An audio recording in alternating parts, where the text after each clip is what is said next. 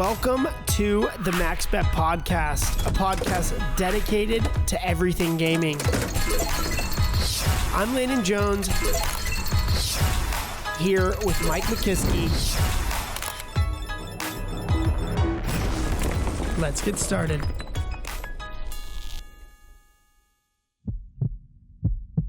Five, four, three, two, one, action. Mike, welcome to the MaxBet Podcast, our second podcast in studio. How are you doing today, sir? I'm good, man. I'm good. I can see you're all hopped up on sugar in life. No, man. I'm excited about today. It's exciting. It's a big day. I'll give you that. And I still can't get over being live face-to-face with you in the new studio. This is a whole new program. Look at this ugly mug as you go through the... It's not bad. It's not bad. You know, we can work it out. It's fun, though, to see. So it's fun to do this. You know what I'm excited... Well, I shouldn't say I'm more excited about that than this interview today because it's kind of different categories. Yeah. But our new table comes this week. That's true. We should have a big grand unveiling next couple days is what we're thinking, huh? So we originally had a new table planned for this podcast setup. It wasn't quite done because it's being mastercrafted by the legend himself, my buddy in San Diego. That's what we're calling him, my buddy in San Diego. Does he have an actual name you can throw out there or something? Like you just got the legend, the man, the myth, the legend. The man, my buddy in San Diego. The legend. That's a T-shirt right there. Just the my buddy in San Diego T-shirt. His name is Charlie, and we'll tell you a little bit more about Charlie once the table gets we'll here. shout him out. He's doing a pretty cool his company out at the table's pretty rad, but really excited to get the new table in the new podcast. Happy to be back in Vegas. Yeah. Super pumped about our interview today. Yeah, man. This is like your Christmas. This is I'm trying to think of who for me would be as exciting as this person is for you. Yeah. The only one that comes to mind is The Rock, right? Like I don't geek out usually on celebrity. I mean, I respect what they do. It's exciting, but sitting here going, who would make me like giddy happy? The Rock. For you, Scott Olive, creator of 100%. all your favorite games. Yeah. I would rather talk to Scott Olive over The Rock. I would rather do a podcast with Scott Olive than The Rock himself. Well, shots fired. I guess with that attitude, we'll never get The Rock on. But as it is, we'll see. I still want to talk to The Rock. Great guy. Yeah, what a champ. He's absolute number hammer. 2. Yeah, number 2. Yeah, number 1, number 2. That's hilarious. Mark Cuban, somewhere down the list. Been challenged twice. No success there so far. even by his neighbor. Yeah, if anyone listening actually knows Mark Cuban, help us out here. We've been trying but getting nowhere. But yeah, so Scott Olive, man, creator of all the greatest games in the history of the world. Or at least the ones that we like, or at least the ones we like most recently. There are other good games out every now and again. Another squirrel, Rick and Bacon, finds something else. Yeah, exactly. Or a pig finds its way in. Oh. Yeah, man, I'm pretty excited, pretty jazzed to chat with him. What's exciting in your life, brother? We're always talking about what I'm doing. What are you doing? What am I doing? We're doing a lot of house remodels, which is back in the grind on that. I don't know if it's springtime and it's like spring cleaning and remodeling again and figuring out some of that, but that's what I got going on. Watching my kids grow up, which is crazy. So I've been doing a lot of slip and slide. I don't know if I talked about that yet, but that's been a little interesting. Do they make slip and slides for full-figured men like one yourself? Size fits all, full figure or not, right? All good. Get grass burns on either side of your body as you get just... No, I just hammer it. And then the problem is when you're like your whole weight hits the ground. So I'm a smaller guy like yourself, probably a lot more fun with it. But I would make it all the way to the end, fly through that little puddle. I'm still the size of a kid, so all the toys are still they're appropriately sized. You're like, hey, this is great. I still go tricycle race. I'm in. Whatever you need. Yeah, exactly. Like that. What was that thing? The ball with the handle. You just bounce up the street. Never liked that one. That's you. Yeah, me. 3 bounces and pop. We're done. Skip that toy. Oh man. Speaking of toys, I just bought my dog Blue a little soccer ball. Okay. Out the store because I feel bad. He's in the mood. Blah, blah, blah. Yeah. He ripped that thing apart in 3 seconds. I was like, damn it. I should have a different. Apparently, soccer balls aren't. They're not very durable for dog teeth. Appropriate. Yeah. Well, it's funny. We just popped a soccer ball. Same thing. Our dog ate the soccer ball. 2 seconds. Yeah, not even. I mean, she takes it just to run to chew it, and it's already popped on the journey. Yeah. So you're like, all right, well, I guess we're getting another one of those and keeping it separate because, the kids are young, so they don't play like full sports. But I was like, hey, let's get them a ball, kick it around, run a few drills just to teach them something. And the ball is now popped, so I guess the new basketball that's in the backyard. Yeah. That she gone. It's in the backyard. She gone. That's right. Oh man. Have you been gambling lately? You always ask me that. I do. I'm turning the you tables just flipped on the you script. today. It's the opposite. Stealing my whole playbook. So I gambled the other day, and I accidentally won $1,600. Oops. It's a fun fact. Yeah. So I was in high limit, and we were looking around, just looking at some of the games. And one of the games, they said, hey, buddy was with me. He goes, hey, does that game increment? Like, why are all the meters reset to like flat amounts? I go, I may not increment. He goes, well, do you know that for sure? I go, I don't know. Let's find out. It's like they're $100 in. It's high limit room. So the minimum bet was $8.88. So I'm just betting min just to see if it would increment. Like, there's a whole reason. So I hit it once, and it doesn't increment. So I'm like, all right, we'll hit it a couple times just in case it was some sort of fraction deal.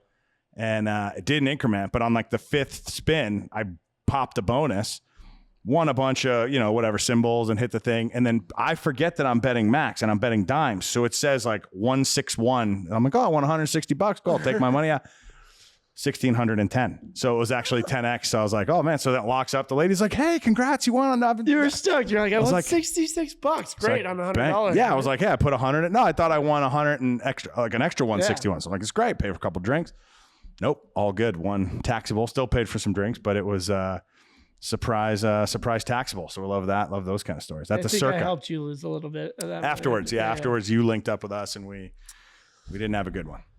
Well, all right, man. Let's we got anything else? You want to just jump into this? Let's do it, man. Let's bring the man himself in, live from Australia. Yeah. So this is kind of cool tech now. So we can be here, and he's out in Sydney, Australia, living his life, and this will be fun. So I'll let you introduce him. Without further ado, hopefully the story's true, but we're going to bring in Scotty in the shower himself, Mr. Scott Olive, Aristocrat Gaming.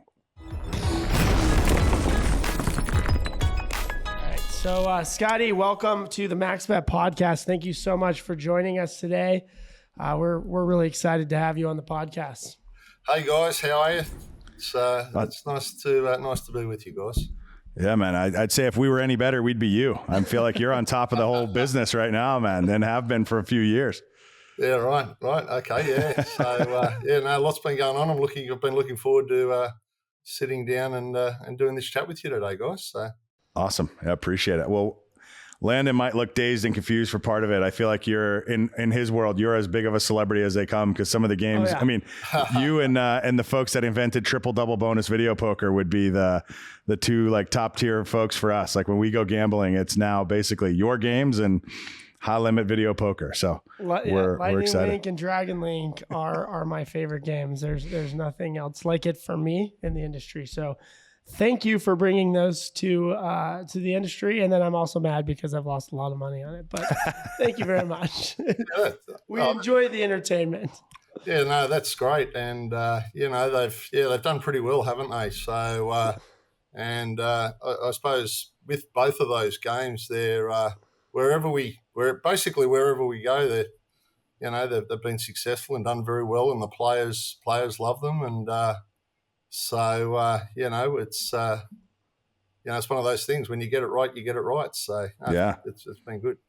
You guys have done a great job extending that brand out as well. Sometimes you can create a good game with a good math model and it just dies there. But you guys have taken that math model, you did it to Dragon Link, and you continue to extend the brand with a similar math model, and that's hard to do. And I mean, I don't know, I'm not a game designer, but I've seen a lot of games fail from being a great game with a great math model, trying to extend the brand, and it just dies. So again, congrats to you guys on that. So yeah, thanks Landon. Yeah, no, we work pretty hard on the on the innovation, and we can talk about that, and the creative strategy. We work extremely hard on the creative strategy to get it right. And I think the business now is getting so much more strategic in terms of the development of games. I think in the past it was come up with something new. Let's see how that goes. A bit more of let's see if it sticks against the wall. But, given, literally there are thousands of developers out there, aren't there, developing games and new ideas and so on. So, if you come up with something and it works and you like the look of it, and most importantly, the players like the look of it, then, you got to work out the best way to as you say, extend the brand and extend the game family, as we call them. Yeah, that's fascinating, and I'm sure we'll jump in a lot more to the Dragon Link, Lightning Link side. But I'm interested to back it up a little bit. How'd you get into gaming? Was it just a thing growing up in Australia? You're going, I want to design, what is it, pokies or punters or whatever? Or did you just fall into it? Like, how'd that come to be? Well, I think it's what you just said last there, Mike. Most people in this industry have fallen into it. It's Right. not something that, look, it's not something you formally prepare for. You go to college and prepare to design, slot games, or, it's something you fall into. Mine, yeah, my I've got a long association with the industry. I guess it started off my involvement with the industry here in Sydney. It's a little bit different. We have registered clubs. Historically, slot machines or poker machines, as they're known here in Australia, have been legal in New South Wales since 1956. So there's quite a history and legacy in New South Wales, and of course in Nevada. They were the two jurisdictions around the world where slots, poker machines, were legal. And so I sort of my introduction to the industry. My dad was involved with one of the local RSL clubs here in Sydney, DYRSL. It's a big club. I live on Sydney's Northern Beaches, and my dad was involved in that club, both as a committee man for many years. So when we were growing up as a family, we'd always go down to the club at night and have dinner, on a Friday night or a Saturday night, ever since I can remember. So, as we grew up and I got through my teenage years and so on, and my mum always used to play the slots, the pokies. So, I started playing them when I was old enough, and we can do that here in Australia legally when you're 18. Maybe I snuck in a few times before that. Couple polls early, yeah. So in 1989, I finished high school, and look, 3 days after that, I actually got a job at the club because I knew the guys down there fairly well. I grew up with it and so on. So that was sort of my introduction into the industry, so to speak. And like all good things, you start at the bottom in 1989, and I worked my way up while I was going to college here in Australia, in Sydney, or university or uni, as we call it here in Sydney. And I was doing that as a part-time job, working at the club right through my uni days. And, I went from picking up glasses for a year to learning about gaming. And DY's a fairly big club here in Sydney. It's got, 490 odd machines. So for a club in Sydney, that's a fairly big club. So, look, I learnt the business that way. I spent about 7 years doing my college degrees. I ended up doing a master's by research, and I finished that. And a little tiny ad on page 132 in the employment classifieds came up right down the bottom, and it said game designer mathematician wanted for Aristocrat. Is that what you got? What did you get your degree in before? Sorry, Len. What was your degree in from university? So I started. My degree was in sports science. Okay. So that goes back 31 years, and that was sort of the early days of sports science. And I ended up doing a research degree, master's by research in that. Yeah. And I've always been very research orientated, very mathematical, statistical based degree. It was in terms of a research thesis. And I did that. I was right into that. As I said, I was working at the club. I was learning everything gaming during that time. I ended up doing, I then became a slot attendant. So I got an affinity for the players. Most importantly, I've always played the games. So probably a lot of you guys. As I said, I've always played the games for as long as I was able to. So yeah, sure. I ended up doing that. I was having a lot of fun working at the club. Ended up getting involved in some gaming analysis. And then this job came up at Aristocrat for a game designer / mathematician. And I thought, well, geez, what's this all about? And I sort of was always intrigued by the mathematics of the games, given my involvement in the industry and my background in math and so on. And I ended up getting that job at Aristocrat back in 1996. The end of 1996, I started in early 97 at Aristocrat. And yeah, as I said, you said, Mike, I fell into it, mate. So Yeah. That's wild. that was my beginning. I think the interesting thing when I got my job, just as a bit of background, guys, is it was I could do the job. Obviously, as I said, I've got a good math background, but most importantly, the number one reason I got the job is I knew the games. I played the games, Yeah. and I was able Right. to talk to the guys at Aristocrat about that. And I think I was the first person that ever walked through the door that actually played the games that was a developer. That How many Amazing. developers do you think actually like to gamble? I mean, that's a real question because I've talked to a bunch of developers and they're like, I'm not really a player. And it's like, how's it could you possible? not Yeah. go play and understand what you're creating for the end user? It's just a thought. Yeah. I mean, yeah, it's a wild. I sort of feel the same way, Lennon. How can you Yeah. develop if you don't play? I play all the guys, all the guys that work here. They're big players, and we continue. Oh, it shows. They're good games. Yeah. Nice. I mean, yeah. To answer your question is, not enough. I think it's it's something you need to do, right? You need to play the games, and that was why I got the job. I got the job because I was a player. I knew the industry, and Mike fell into it that way, and that was Cool. 25 years ago. So that was my I guess my prep and my introduction to the industry. But having that, starting at the bottom, working my way up, understanding the operational side of the business, really then getting a job as a designer and training for that really was the start of it and worked for me well. When in your early days, what were were there some projects you took on early days and you're like, oh, this was kind of where I learned my teeth that maybe we would know about? Like, were there, some old school games that maybe were developed before, obviously all your latest success? Yeah, my project, going back there, I was sort of lucky enough, actually, just by way of background you might be interested in, just talking about the early days. Yeah. I was sort of lucky enough to come into the industry at a really good time. And what I mean by that is, as I said, I've always played the games. So when I started at Aristocrat, a couple of the guys that, the older guys that have been around for a long time and have been working at Aristocrat, since the early 70s, late 60s, early 70s, I was able to talk to them and learn from them a lot about the history of the industry here in New South Wales. And at that time, Aristocrat were, they were a big manufacturer here in Australia. Really, the only two legal states were New South Wales and Nevada. And in those days, 85% of Aristocrat's revenue came out of not Australia, but New South Wales, which is the biggest state in Australia.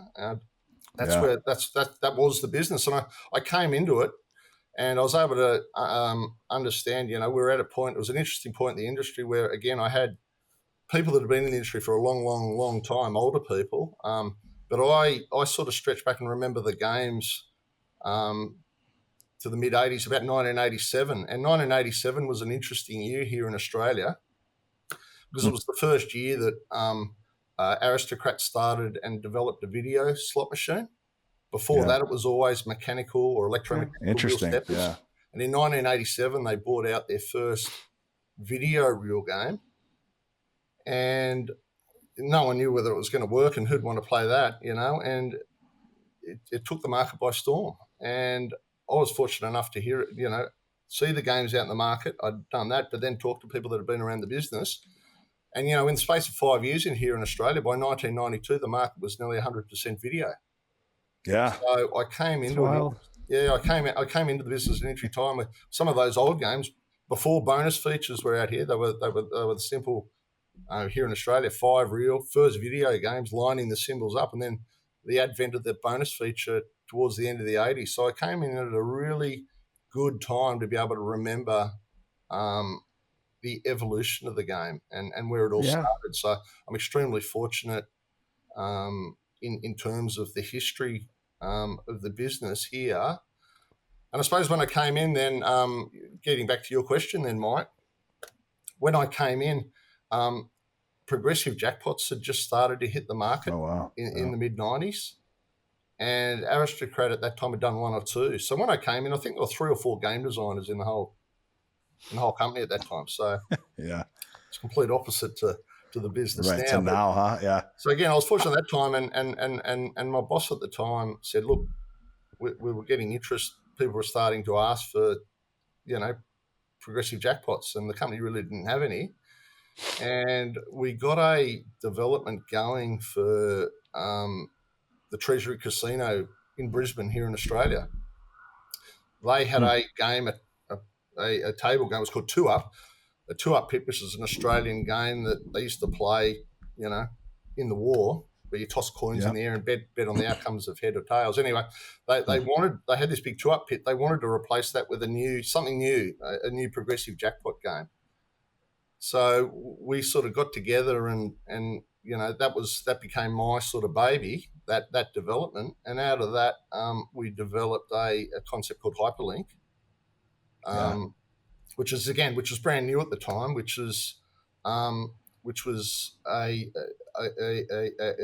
concept of using the best games and then bundling that with bonus features where you could win progressive jackpots. And that's sort of like hadn't been done before. So we did this development for Treasury Casino. It was a link thing called Born to be Wild. Out of that, we developed Cash Express and Penny Train, which really became, really major hits in America, and really was the first foray when Aristocrat got their license in Nevada in 2000. So that was sort of my sort of, I suppose, first couple of years at Aristocrat where things really started to take off for the company and for me. So seeing where the evolution of games has started to where it's progressed to now, and I'm trying to figure out how I can ask you this question without giving away the secret sauce. What do you see the next evolution of games being? Like, where do you see the slot industry going? Or I guess the better question was, where would you like to see it go, right? Because I'm sure you've got the next latest and greatest, but you're not going to share it on this podcast. But where would you like to see it go? Like, what do you think the next evolution for slot machines is? One thing that sort of, is part of my philosophy and, the mantra is, the best is yet to come. And I truly believe that. I mean, how many ideas are out there this very day that we just haven't thought of, right? And when someone thinks of them, hopefully I think of at least one of them. We'll go, oh, why didn't anyone else? You hear that, don't you? People say, why didn't anyone else think about it? Typically, they're the most simple and best ideas. So it's true. I truly believe that. So we're always pushing the envelope. I was talking to Mike before. The perennial question is, well, that's great. Dragon Link's great. We've got our new game, Buffalo Link, coming out shortly that everyone's excited about. But the perennial question obviously is, well, that's great, guys, but what's next? So we're always pushing the envelope. We need new games in 6, 12, 18 months. So keep cranking, right? Oh, absolutely. Yeah, absolutely. And it gets pulled back to, I suppose, what we were speaking about before, working very hard on our creative strategy and where the business is pointing to, and where hopefully the innovation we can bring to the table. Yeah, we got some good, exciting just ideas, good gaming, good gambling ideas that is the sort of fabric of the type of game that, we develop and I know, Landon, you love our games, so you sort of probably understand that.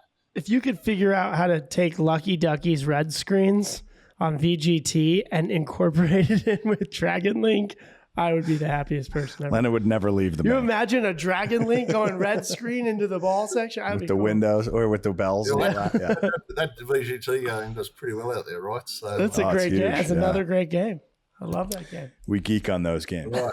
And well, that's sort of, with the game we're launching in about 3 weeks, in the middle of May, our new Buffalo Link concept, which is previewing really well. As people start to see it, they like the look of it and so on. And it's interesting you say that. Part of what we did, we've done Dragon Link. Our new game we've just put out about 8 months ago, Dollar Storm's doing well out there. But it was a good fit. Obviously, Aristocrat's best franchise historically has been Buffalo in North America, and everything's Buffalo wherever it goes, and it just absolutely does very, very well. So it was a logical fit to see what we could do with our Dragon Link concept and Buffalo. So we've retained what does well in Buffalo, and we've sort of tipped Dragonlink into the pot, mixed it all together. It's not as simple as that. It's pretty cool. Yeah, just shake it up. Yeah, shake it up. It's like a We're martini. very cognizant of Buffalo players, what they expect out of the game, but understanding, I know how much you love Dragonlink, Landon, how much people love Dragonlink and what they expect out of a game. So we spent a long time getting this game right, Buffalo Link, and we I think we did about 33 versions of the math. Wow. It came a long way Holy from cow. 30 to 33 to get. And what I mean by that is just getting the right balance in the math, because the Buffalo player is very particular. From the high level, the free game feature, the multipliers, the retrigger frequencies, Yep. the volatility in the game. But then again, to do that, and then also then to tip the hold and spin from Dragonlink into it, and what people are expecting out of that. So that was an interesting project to get that balance in the game right. I think we got it, but you know what? The players are going to tell us pretty quickly, so we'll wait and see. Yeah, well, we're excited to play it. Yeah. We're heading down to SoCal next week, so I know it's down out there, so we're going to go find it and try to get an early preview on it. I'm looking forward to I'm looking forward to both of you guys letting me know what you think. We'll have to, we'll send you a selfie, hopefully with our taxable that we trigger or something, but and not sad faces. It'll either be that or an ATM receipt. Yeah, just we lost $1,000. There's no in between. So yeah, look, we're always pushing the envelope on new concepts. We got a few good group play, couple of good group play concepts. That's the sort of nut that everyone's tried to crack, but haven't quite done it yet. So Like tournament bank stuff. Tournament bank stuff, and something that's a bit different. We're trying to put a lot of emphasis, trying to do something a bit different that no one else is doing.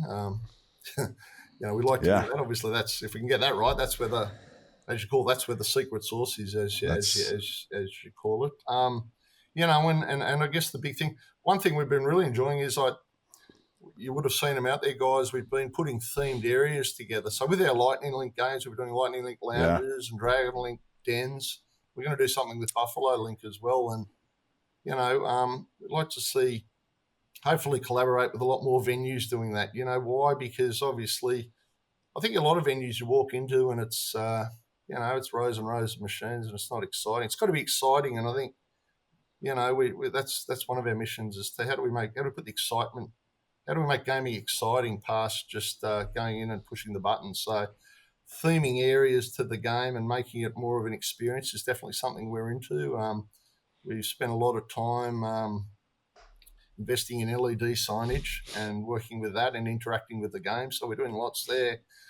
And I guess, of course, looking at the States, when eventually something happens, and it is happening progressively, isn't it, with online casino gaming, where the segue is between land-based and online and social. So we've done a fair bit for Aristocrat on the social side of things with their social apps, Heart Vegas and Cashman Casino and Lightning Link Casino, and our games do extraordinarily well there. In fact, the encouraging thing for us on the digital side, as we call it, that is social and hopefully eventually online as the market begins to open up there is, what we know is, the best land-based games are also the best digital games.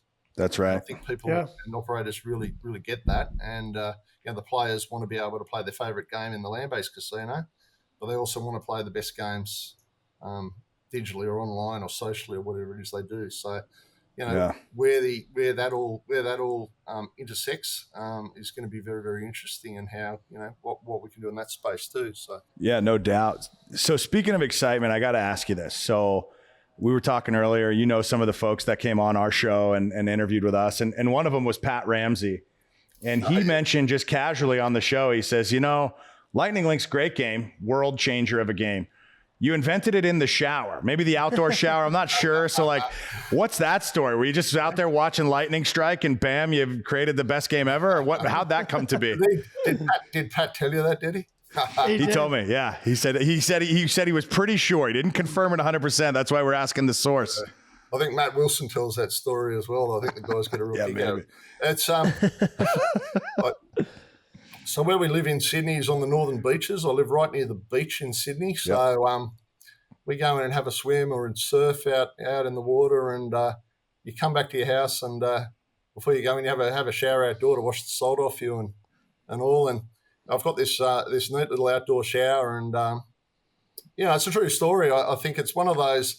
It's one of those things for me where we crank the hot water up, and especially when the sun goes down or whatever, and you can really get into the zone in your outdoor shower. So I crank the water up and so on, and have a good think. And I think I remember actually, thinking through a lot of those early concepts. And it's a real place I can relax and really get into the zone. Amongst a few other places is outdoor shower. So that's absolutely true. That's what I did. That's awesome. That's the way I picture it. I just assumed it was lightning in the background. You're watching these things just get zapped, and you're going, "Hey, wait a minute! I could rack bonuses that way. I can do it." All of a sudden it clicks. Well, it's funny, isn't it, about lightning? And some people have asked me about lightning. Lightning's funny. It's funny when you're with the group, and as soon as there's a thunderstorm outside or whatever, everyone rushes to the window to watch the lightning. Yeah. Yeah, maybe that's got something to do with it. So seems to prove true so far. So that's fascinating. If you don't have an outdoor shower, get an outdoor shower. That's it. Or just any sort of exactly. Get an outdoor shower. So is that the foundation of the creative process for you then? Just get in the outdoor shower often enough? Or how do you normally, let's assume it's not all surfing and showering. Like how do you come up with some of this? Because you mentioned you're trying to push the envelope on being first to just never been done before stuff. So how do you come up with that? Like, do you take inspiration from other things, whether it's other verticals or nature, or how do you do that? Yeah, it's an interesting process, isn't it? It's Look, first and foremost, I guess an idea can come from anywhere. When you've got an idea, and we typically got a drawer full of ideas. Some of them are good. Hopefully one or two are great, and some of them, there's quite a few that are bad ideas. But not so good. We sort of come up with an idea and put it there, think about it, keep working on it, and work on it and work on it, and keep talking about it. We might go out and play the games and think about how would this game play, and what if we did this on a game, and workshop it and keep going on it. And eventually, look, if you work hard enough, and it's got to be a good idea from the start, right? The seed of the idea has got to be a good idea. Hopefully something special can pop out, but it's not a restrictive process. It could be a good math idea. It could be a good graphical idea, an image, a picture. So it can come from anywhere, and it's spontaneous. As I said, I think the part of the art is you've got to work on these things really hard. It's not easy. So if you work on it hard and persevere, and hopefully it's a good idea, I really mean it's got to be a good idea, then hopefully something great can pop out of it. So that's pretty much our process. And we sort of spend a lot of time in pre-production, making sure, as I said, we've got a good math idea. We typically pair it with our graphic packages, making sure we've got the right match in terms of the math and the graphics. And then we've got a good software engineering team that, before we commence full production, we preview the idea, this has got something in it. Let's keep going with it. I suppose at the end of the day, it's got to be, if it's not fun to us, if it's not exciting, it's a favorite word. It's got to be exciting. If it's not exciting, it's lackluster, it's boring, then don't put it out. It's got to be all those things, and if we get the right mix, then take off. How many games have you chopped? So you thought that it was this awesome game, and you went full production, and then you guys kind of got in halfway between or even past that, and you're like, you know what, we got to just toss this one, start over. We got to scrap this one.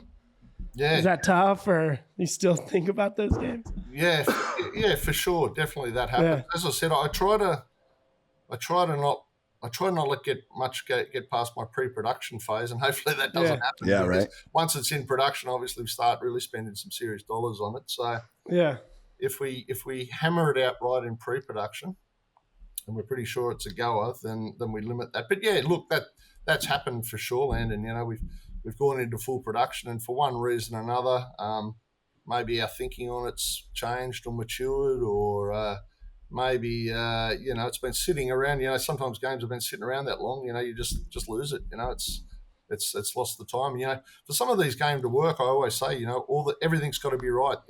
You've got to have a good idea, and I've said that a few times. You've got to have the right math, the right graphics, a great software package, and you know, the market conditions need to be right. My favorite thing about your guys' games too are the sound. Your guys' ability to like merge your sound effects with the math, with the experience, with everything is there. That's one of my favorite parts about an Aristocrat slot machine is the sound effects that come with the game experience. So I'm assuming that you have a big role in merging the sound with the math models and the graphics. We do everything. We do everything in the studio. So all of our game specific, game family specific effects we do. I suppose because of my, you know, I'm a big believer. I've got a long legacy with Aristocrat, and they've always been my favourite game, as I said too, even before I worked at the company. Yeah. But yeah, the winning sounds are a big part of it too, you know, and you'd know that, Landon, you know, that Aristocrat count up sound as you win. So school bells. Sorry? The school bells. Yeah, that's right. It's the school bell. You're getting out of school. I've been thinking. That. Yeah, pay me. Yeah, I love that. You know, it's good, isn't it? And you know yourself, and I don't think a lot of people maybe listening would be aware of it. But you know, as a player, and we always put our playing hat on here, is, you know, when you're sitting in a venue and, you know, you might not be winning and, you know, you can hear the guy over from you and that bloody bell keeps ringing. Yeah, exactly. It must be my turn. When's my turn to happen? And where's my school bell? I'm due for a bell. Yeah, so, you know, when the bell plays, you know, you hopefully you won a bonus feature and you can go on from there. So, yeah, but, yeah, sound's a really important part of it, isn't it, you know, and it changes the whole experience. And I suppose, you know, not only the excitement, as I say, but it really adds personality to the game as well, doesn't it? You know, it really the characters and, you know, and the story we're trying to tell through the graphical package. So, you know, we put a lot of time into that as well. Yeah, you mentioned all the sounds in-house. So is the gentleman that made the buffalo, like, is he in-house still? Like, does he walk around like feeling like a celebrity, or what happened there? Well, I think he does. I mean, it's probably the most iconic sound. Yeah, I was going to say. Put out, isn't it? And you know, people dream of that. Yeah, it's absolutely amazing, and the expectation. You know, when we're doing Buffalo Link, you know, and I just relate it to something we've just done is, you know, on the right hand side of the board, what are the must-haves in Buffalo? You know, and Mike, you're right. If you didn't have Buffalo in the game, then people would be going, what the hell? What have they left that out for? So that, again, that's a must-have in the game, and people are just waiting to hear it. So it's not Buffalo without that. It is, for sure. I just want to have a beer with that guy, you know? I just want to go have a beer with the guy. Well, he's still around. Buffalo. So, every 2 minutes. You guys come out to Australia, we can do that, right? Nice. Awesome. Yeah. We'll do that. That's like It'll blow your mind, because I bet whatever you think that guy looks like, he doesn't look like that. So I don't know what you're picturing, but it'll be a surprise. Like, it'll be something totally different. Pretty awesome. That's right. It's funny, actually. I was sitting in a restaurant there on the strip. It might have been just before G2E or whatever. Anyway, I'm sitting with one of the guys at the bar. I think we're having a beer and we're just going to have a bite to eat anyway. You know, one of the waiters behind the bar starts talking about, you know, he was in the casino that day and he was playing Buffalo, and he starts talking about that sound again, you know, exactly out of the blue. So it's wherever you go, isn't it? It's really part of the market. Can't get out of it.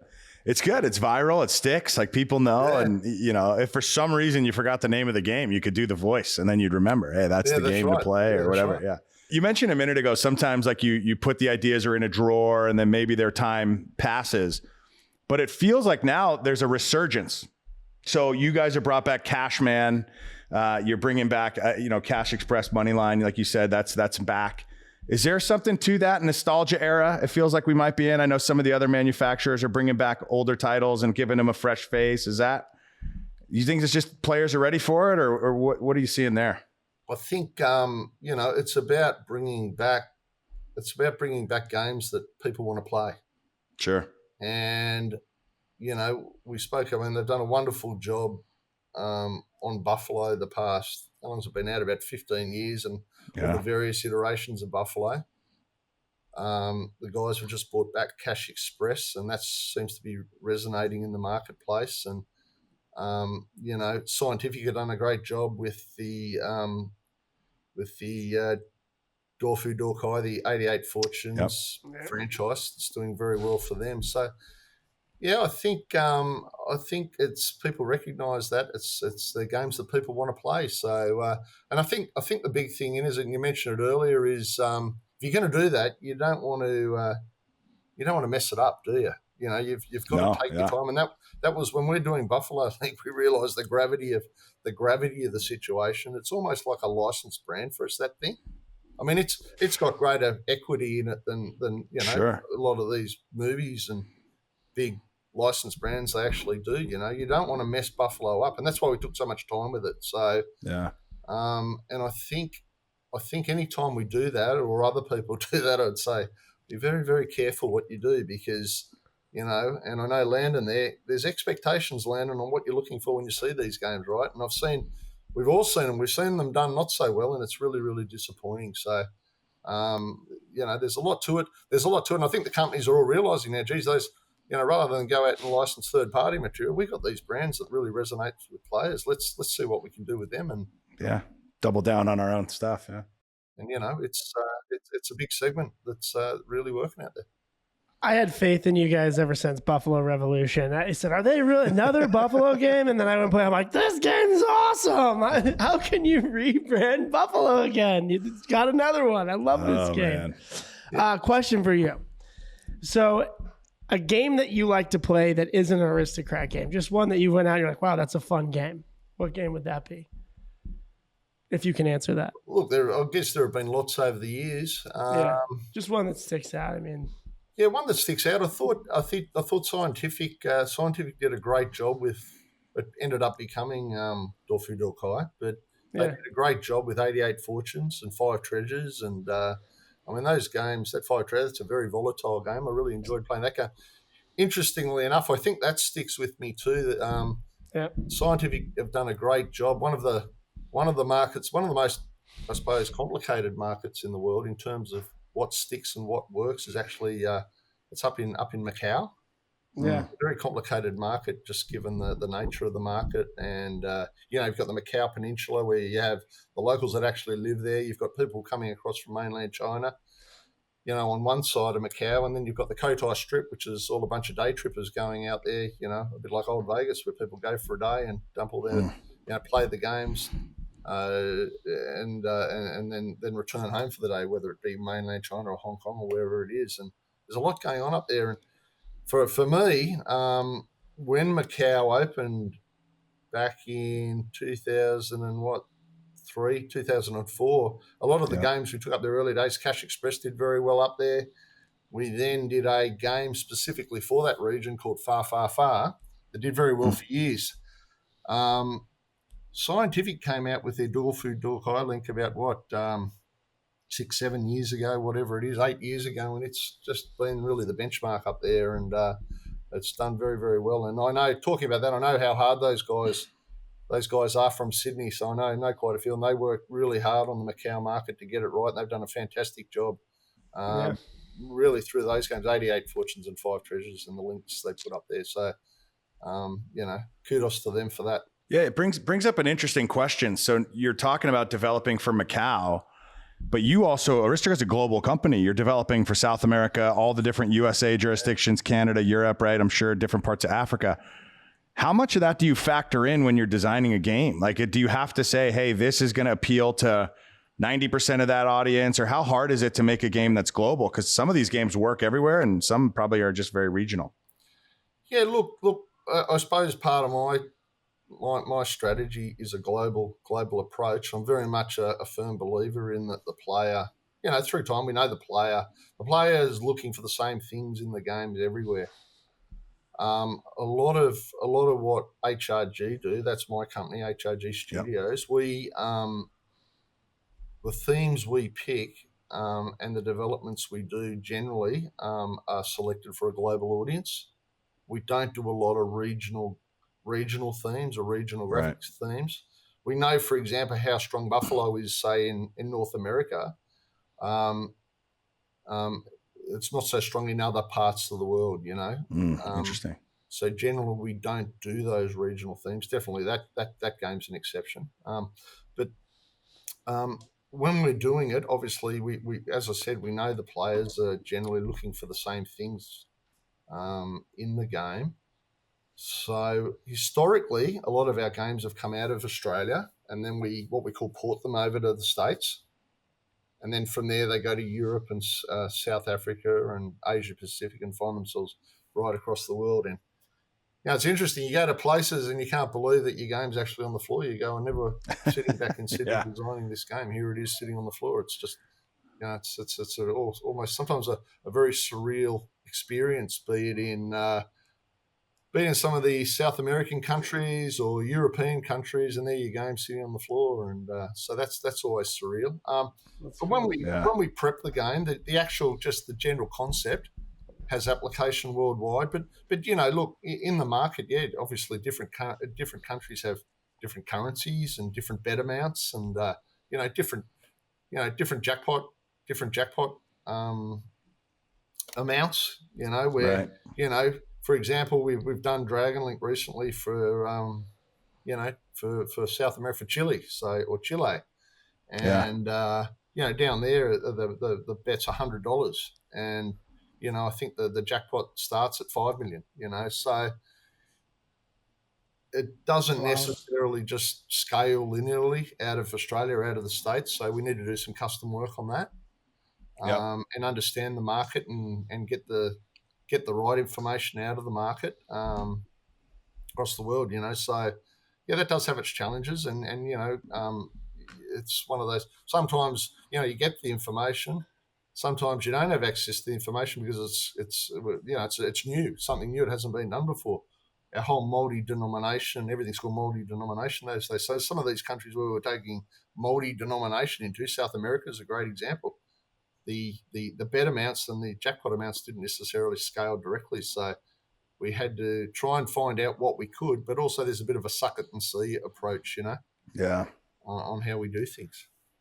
Interesting. Yeah, that definitely changed the market for me. I mean, it's almost like you're able to put a high limit game on the floor. I mean, you create little high limit spaces all over your casino, right? And it drives higher end play, in my opinion. But so we are a gambling podcast, and we've asked all of our guests to share a gambling story, and I'm excited to hear a gambling story from you if you can share one. It doesn't have to be like a crazy night out, but just a fun gambling story you can share with us all. Yeah, well, I suppose as a player, Landon, like you, mate, many memorable wins over the years, many memorable losses as well. Yeah. It's interesting actually. One story really always comes to mind, and it was actually going all the way back to when we started talking. When I was actually working at the club at DYRSL back in those days before I joined Aristocrat. Actually, Aristocrat, they've always been my favourite game, as I was saying. And you may have seen a game. It was in the mid-90s. I know it found its way into various markets in the States called Bumblebugs. You ever remember that game? Bumblebugs. Okay. No, but I'm going to look it up. One, but I'm going to look for it now. It's got a bonus feature, and it's a very, very, very what we call volatile game. And I guess most people listening know what a volatile game is. To keep it simple, it's a game where you can you either lose very, very big or win very, very big. So perfect. Most of the time you lose big, but when you win, you really win. So I think it must have been, it came out about 1995. Anyway, I remember it came in, and I was, as I said, it's just a new game. It was in 10 cent back then. The 1 cent market hadn't quite hit here in Australia yet. It was in 10 cent. It was quite a volatile game, and I think I lost the first 4 or 5 times that I played it. And as I said, I was working at the club at that time, so the great thing, maybe it's not such a great thing, but as I was working, I was watching people play it, and they were winning on it massive. So I I thought, all right, there's something. So you knew it could be done. Crack this. And I had another go on it, and I think I ended up getting the bonus feature. It was a game that was very, very hard to win the bonus feature, but when you won it, it was game on, and it gave you 5 free games, and it had the first time it had been done, a feature in it where all pays are now scattered. So instead of the symbols paying on a line, they could appear anywhere in the window. So, for example, reel 1, the symbol could be anywhere on reel 1. Anywhere on reel 2, anywhere, and so on, 5 reel game. And when a game pays scattered, it just doesn't pay a line win; it pays by the total bet. Right. So I think I was playing 90 cents a push, and I started, and I ended up. I think the first free game, I got the top symbol, five scattered in the window across the 5 reels, which paid 1,000 credits. Yeah, which was $100 because I was betting 90 cents. Yeah, right. Actually, the bet was nine lines, 90 cents. Yeah, I actually got a hit of $900. I nearly fell off my chair, So back in those days, that was about 2 weeks' wages for me, That's a big bet, though. That's a big bet too. $9 a spin. Yeah, it was actually 90 cents a spin. 90 cents a spin. $900 win. Okay, yeah. That's 90 huge. cents a spin. 9 lines, 10-cent game. It was 9, but the top five of the top symbol paid 1,000 credits, which is $100, and I got it multiplied by 9. So that's awesome. $900 hit. And back in the day when you're struggling through uni, working at the club, it's a big win. It was a phenomenal. I think it was my biggest win to date. That actual win, and I've never forgotten it. So that's interestingly enough, I suppose that would be the most. It still may be the most volatile game ever made. It was extraordinary, and looking and then getting to know the math of the game after I actually joined the company. Yeah, I think it probably is the most volatile game ever developed. That's crazy. Are they still out there? I was gonna say, we're gonna bring it back. Bring the bumblebug back. Bring back the bumblebugs. Yeah. So look, we're just talking about bringing back old games. This may be something we need to look at, eh? That's it. If people ask me about volatility, that my mind goes straight back to that day, the $900 hit on bumblebugs. And as I said, that was about 2 weeks' wages that day. So yeah, that's fascinating. I suppose it got me to understand what volatility and the big win's all about. So that's so awesome. That's something that readily comes to mind. That's all about the chase, right? You wanted the chase to get into the bonus round because you wanted to understand what that feeling was like, and you felt it. You got your biggest win. And I felt it, baby. I felt it.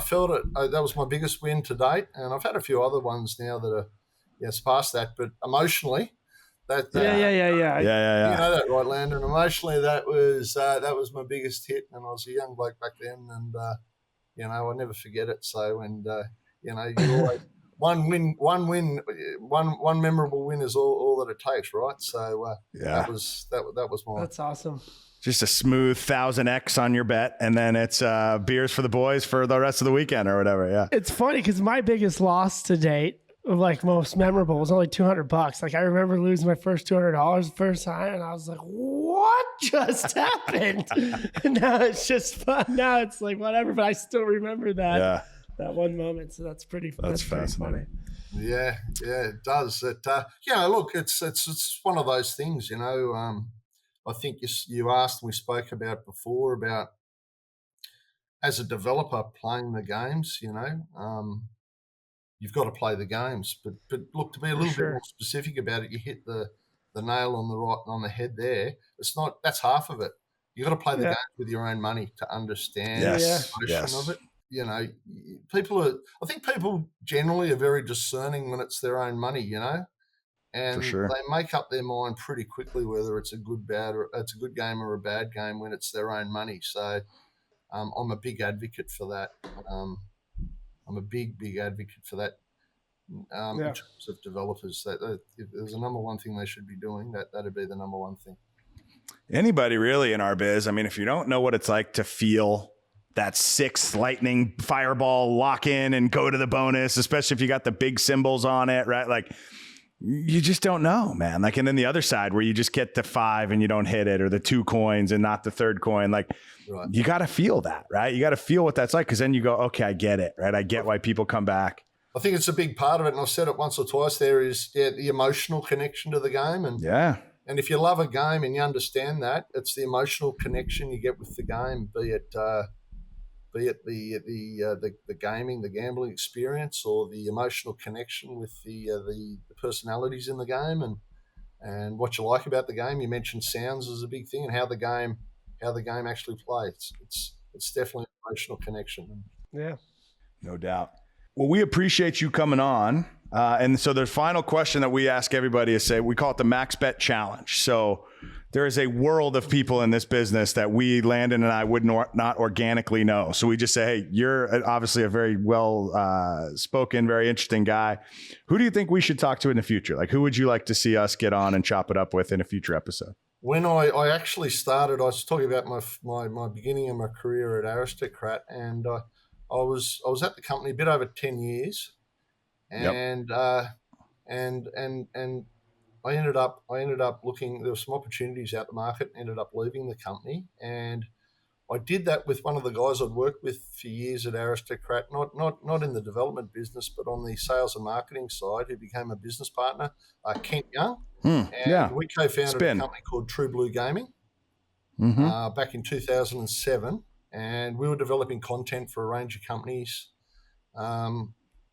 We started talking to Aruze Gaming, and the owner of that company, a gentleman called Mr. Akata. We started talking about ways we could work with them, and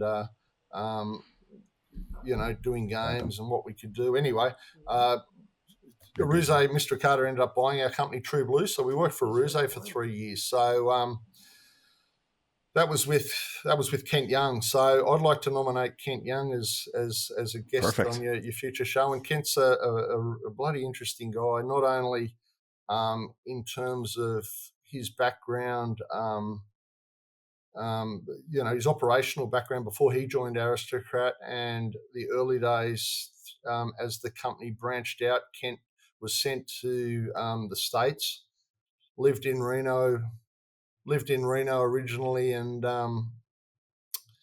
when Aristocrat got their Nevada license, Kent was one of the first guys in the ground to set up the office in Las Vegas. We ended up leaving the company, as I said, in 2007, setting up True Blue Gaming, acquired by Aruze, and Kent's now got a game called Spin Games. Yeah, in the online and digital business. So I think he's an industry veteran, and I think people would love to hear his story. Great guy. So he's my nomination for on your show, guys. Perfect. Yeah, that'd be awesome. So we'll reach out to Kent and see if we can't get him on. That would be great. Thanks for sharing those stories. This has been fun.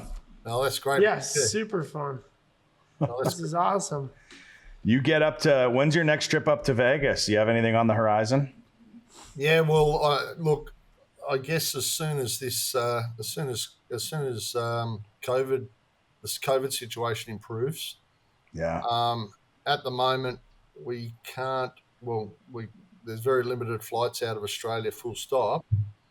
And I guess the other thing is not only the COVID risk on the returning in back here in Australia, that it's a mandatory 2 weeks quarantine in a hotel. Yeah. Jeez. I guess I prefer not to have to do that unless absolutely vital. So yeah, look, when things improve, they're currently talking. They're currently talking about opening up international travel to people that are vaccinated, hopefully at the end of the year. So I would love to get out there as soon as in the new year, and there'll be a lot to look at, right, and see. So no question. I sort of see Resorts World and the Circa. I mean, there's a lot of stuff that popped up in here between your last visit and now. Oh, big time. So yeah, no, we're sort of missing that, and but when it does resume, there'll be a lot to do. Perfect. So I guess we're good. Landon is celebrating. It's a big celebration for me. Hey, man. This is a big interview for us. We're excited, yeah.